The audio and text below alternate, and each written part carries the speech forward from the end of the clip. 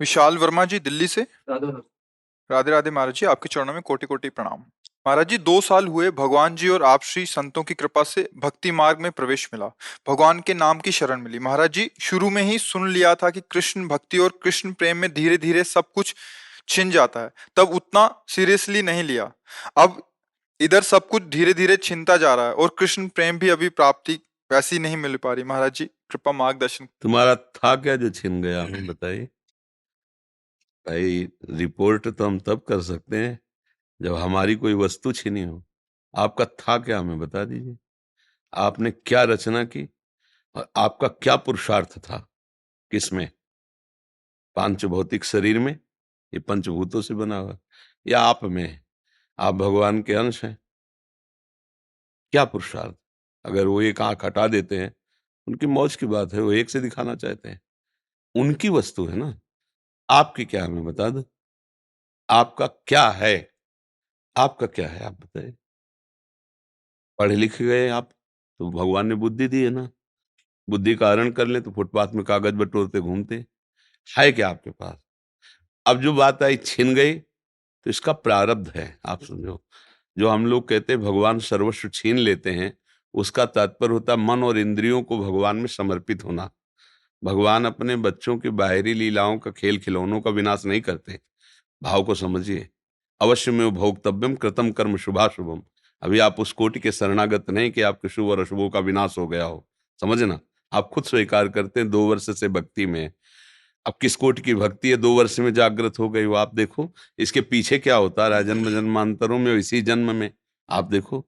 तो जो बोया है पीछे साल की फसल, खाना तो पड़ेगा ना। और उसमें कह दें कि हमने बम्बूल बोया था, कांटे आ रहे हैं, भगवान ने जब से भक्ति शुरू की तब से कांटे खाने को मिल रहे हैं।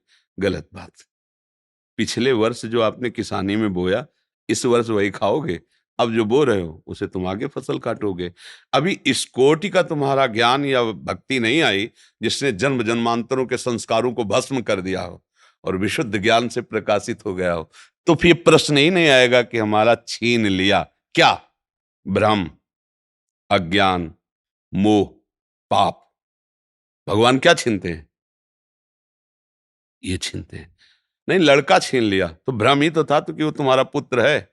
भगवान ही तो आए थे, तुम जान पाए क्या? तुम्हारे कर्म के भोग को देने के लिए उतने समय तक वो भगवान ही अंदर आए हुए थे पुत्र रूप में। तुम भ्रम से अपना मान लिया, इसे रो बैठ के। तुम्हें भ्रम रुलाएगा नहीं। मेरा ऐश्वर्य छीन लिया, तो अनंत ब्रह्मांडों का ऐश्वर्य किसका है? भगवान का है। मुनीम बन के रहते तो ठीक से चल लेते, मालिक बन गए तो माया ने विध्वंस मचा दिया कि मायापति तो सिर्फ एक ही है, श्री हरि। तू मायापति कैसे बन सकता है?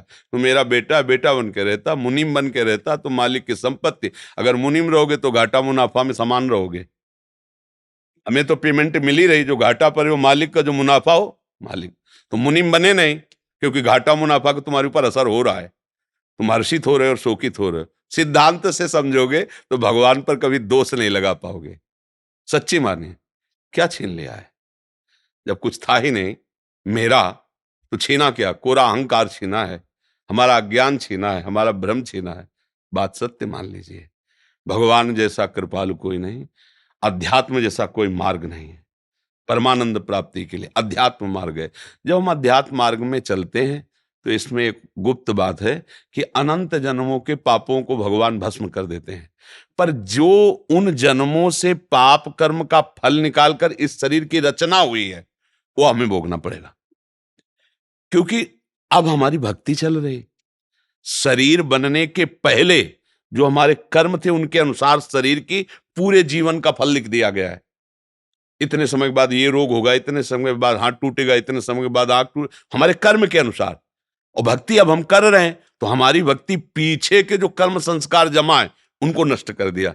आगे जो कर्म संस्कार भक्त हैं इसलिए गंदे होंगे नहीं। अगर भूल चूक से हो भी जाएं तो भगवान उससे क्षमा कर देते हैं। रात न प्रभु चित्त चूक किए की, करत सुरत सै बार ही की। हृदय से देखते मेरा भक्त है, क्षमा कर देते हैं। पर इस शरीर का जो भोग आया है इसको भोगना पड़ेगा। बड़े बड़े संतों में देखो, रामकृष्ण परमहंस जी के गले में कैंसर था। हर तरह के भोग। श्रीवास जी के आंगन में खड़े होकर महाप्रभु चैतन्य देव अपने परिकर के साथ कीर्तन कर रहे हैं और उनका पुत्र पधार गया। दासी ने कान में आके श्रीवास जी से कहा, पुत्र पधार गया। बीमार था, पधार गया। उनका दोबारा आवाज नहीं, महाप्रभु के कीर्तन में फर्क नहीं पड़ना चाहिए। और मंजीरा जोड़ के और जोर से वो कीर्तन करने लगे, नाचने लगे। महाप्रभु चैतन्य देव रुक गए और उनका, श्रीवास मेरा मन कुछ सुस्त सा हो रहा है, कोई घटना घटी क्या? उनका, प्रभु क्या घटना घट सकती, जहां आप मंगल मूर्ति नाम कीर्तन हो रहा वहां घटना क्या घट सकती? तब किसी भक्त ने बताया कि श्रीवास का बेटा पधार गया। तो उनका बताया क्यों नहीं? बोले प्रभु बताने की क्या बात है, आपका था, आपने उसे अपनी सेवा में भेज दिया। और जिस जीव को ये सौभाग्य मिले कि आप स्वयं कीर्तन कर रहे हैं और वो पधार रहा है, इसके लिए तो बड़े बड़े ऋषि मुनि याचना करते हैं। प्रभु ये कोई शोक की बात है, ये कोई दुख की बात है? ले वो आनंदित है, पुत्र पधार गया, वो आनंदित है कि उस जीव को जो सौभाग्य मिला। बड़े बड़े ऋषि मुनि ऐसी याचना करते हैं, और वो था नहीं मेरा, आपका था, आपने बुला लिया आपने। अब ये है भक्ति का रंग, इसमें क्या छिन गया? जो जीव जितने समय के लिए आए उतने समय तक रहेगा और चला जाएगा। ये शरीर जितने समय तक के लिए पहले ही निर्धारित हो चुका है, इसके बाद ये चला जाएगा। भैया, अगर विवेक से देखोगे तो भगवान की कृपा तुम्हें दिखाई देगी, अविवेक से देखोगे तो लगेगा भगवान के साथ हमने क्या बुरा किया जो उन्होंने हमारा छीन लिया। और भगवान स्पष्ट कह रहे हैं, अवश्य में वो भोक्तव्यम कृतम कर्म शुभाशुभम, भोगना पड़ेगा तुम्हें जो तुम कर्म कर रहे हो। एक उपाय है, ऐसी शरणागति प्राप्त करो कि अहम भी समर्पित हो जाए, तो सब भस्म हो जाएगा। अभी उसमें प्रवेश ही नहीं हुआ है, उस शरणागति में तो प्रवेश ही नहीं हुआ। जिसे शुद्ध परमार्थ कहते हैं, उसका ककारा भी नहीं आता है, तो वो बात तो बनी नहीं। तो इसलिए ये बात को अंदर से हटाओ कि भगवान छीन लिए, भगवान कृपा कर रहे हैं, सच्ची मानो। हमारे जितने कर्म अगर वो हम पर टूट पड़े, हाँ, तो एक श्वास लेने लायक नहीं, हम ऐसे ऐसे कर्म किए हैं। इसलिए भगवान की कृपा मनाओ और भक्ति में आगे बढ़ो। तब तुम जब ऊंचाई पर पहुंचोगे, फिर देखोगे कि पीछे की भी बात को, तो हर कदम में कृपा दिखाई देगी आपको। ओहो, बचा लिया भगवान ने, कृपा की भगवान ने। अगर हमारे अनुकूल परिवार मिलता, अनुकूल संपत्ति मिलती, तो भोगों में फंस जाता, कभी इस आनंद को प्राप्त। कितने कृपालु भगवान, आपने मुझे वो दिया ही नहीं जिसमें फंसा जाता है, मुझे दिया ही नहीं। बड़े कृपालु, आपकी जय। ऐसे मनाते।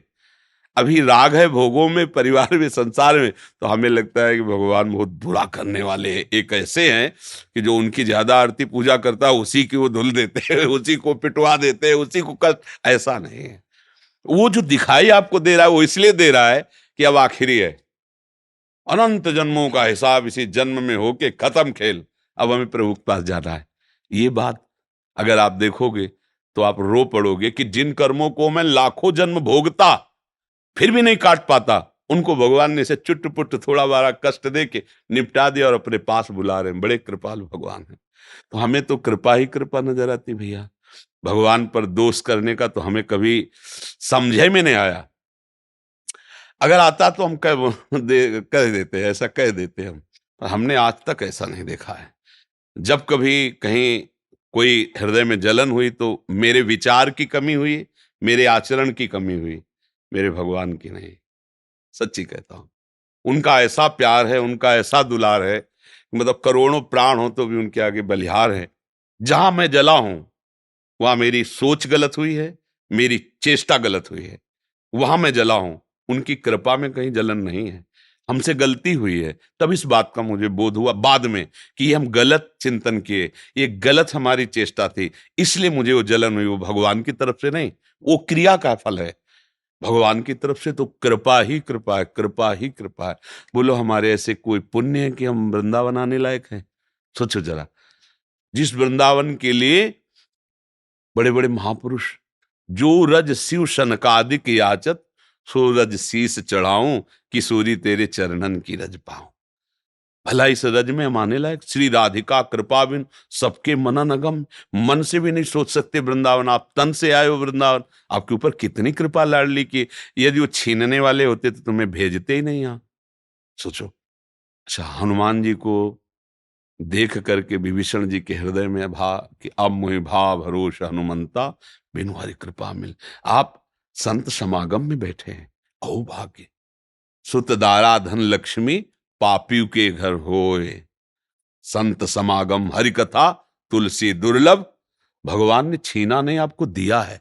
दुर्लभ मनुष्य दे, दुर्लभ सत्संग, दुर्लभ भगवान नाम, ये सब दिया है। आप देने पर नजर करो। जो छीनने की बात करे वो विनाशी है, वो अपने समय से नष्ट हो जाएगा, उसे कोई छीनता नहीं है। बर्फी रख दो जो बहुत बढ़िया दिखाई देती, 2-4 दिन में ऐसी फफूंदी और दुर्गंध हो जाए, क्योंकि उसका स्वरूप ही यही है, खाने क्या देखने लायक नहीं रह जाएगी। देखो एक समय चिकने चुपड़े बच्चे थे, जवान हुए, झुर्रियां पड़ रही, मरने की दशा आ रही, ये भगवान थोड़ी कर रहे हैं, ये इसका स्वभाव है भैया। फूल है, फल लगा, पका, गिरा, खाया गया, मल बन गया, नहीं खाया गया, सड़ गया। ये यहां ये सिस्टम है, परिवर्तनशील, विनाशमय, ये सिस्टम है, इसको दोष नहीं दिया, ये सिस्टम है। हर लोग का अलग अलग सिस्टम है, ये यहाँ का सिस्टम है। वही तुम्हारे साथ जब हो रहा, तुम्हें लग रहा भगवान छीन रहे हैं, तो यहां कुछ अविनाशी हो तो मुझे बताओ, कुछ अविनाशी, प्रभु ने अविनाशी चीज तुम्हारी छीन ली हो तो हमें बताओ। जब भगवान लिख दिए हैं, मान लो आप जाओ किसी पुस्तकालय में और कह दो जरा 1 इंजेक्शन 2 टेबलेट और वो जरा, तो कहेगा भैया लिखा क्या देख लो इसमें। बोले पुस्तकालय, तो बोले आप मांग क्या रहे हो, औषधालय जाइए आप, इसमें भगवान ने लेबिल में लिख दिया है दुखालयम अशाश्वतम, दुखालय और नाशवान। अब भगवान ने क्या छीना है भैया, इसमें लेबिल लगी हुई, पहले पढ़ो, जहां तुम आए हो इसका नाम मृत्यु लोक है, इसमें दुख ही दुख है, इसमें सब कुछ छूटने वाला है। अब तुम पकड़ के बैठो कि हमारा ना छूटे, तो आज तक कोई ऐसा नहीं रहा कि जिसका पकड़ा हुआ कुछ बचा हो, सब छूट गया है, शरीर भी छूट गया है। क्या मिला? नाम, परम धन राधा नाम। कबीरा सब जग निर्धना, धनवंता नहीं कोई, धनवंता सोई जानिए जाके राम नाम धन, राधा नाम, कृष्ण नाम, श्याम नाम। तो भैया आपको प्रभु ने दिया है, वो दाता है, वो लेने वाले थोड़ी हैं। भूल से सरकारी संपत्ति पर कब्जा कर लो और जब सरकारी पार्षद आके छुड़ाएं तब आप गाली दो सरकार को, तो भाई देखो तुम्हारी भूल है, माफीनामा तुम्हें लिखना चाहिए। सरकारी जमीन पर कब्जा किए हो और इसके बाद जब छुड़ाने आ रहे हैं तो आप गाली दे रहे हो, तो गलती आपकी हो रही ना। ये सब कुछ सरकारी है, भगवान का है, सेवा के लिए मिली ये गाड़ी बंगला, सेवा के लिए मिली। भगवान की सेवा कर कर, परिवार की सेवा करके अपने ऋण से मुक्त हो जाओ और भगवान को प्राप्त हो। अब मान लिया अपना और चाहते हो कि अविनाशी बना रहते हैं, अब कुछ अविनाशी नहीं भैया, सब धोखा ही धोखा है। अगर कोई आप प्रमाण दो कुछ भी अविनाशी हो तो बताओ। भगवान भी अवतार लेते हैं तो समय के साथ अंतर्ध्यान हो जाते हैं, समय के साथ, समय जितना लेके आए उतना ही। जब भगवान नहीं ज्यादा रुके समय के आगे प्रगट अवतार में, तो हम तुम कैसे आशा करें कि भैया जरा हमें संजीवनी मूर्ति चटा देना, कि हम थोड़ा नहीं, जितनी आयु है, छठी राव के अंक जो विधना ने लिख दिए, छठी राव के अंक, राई घटे न तिल बढ़े, रहुरे जीव निशंक। यहाँ जो होला है वही होगा।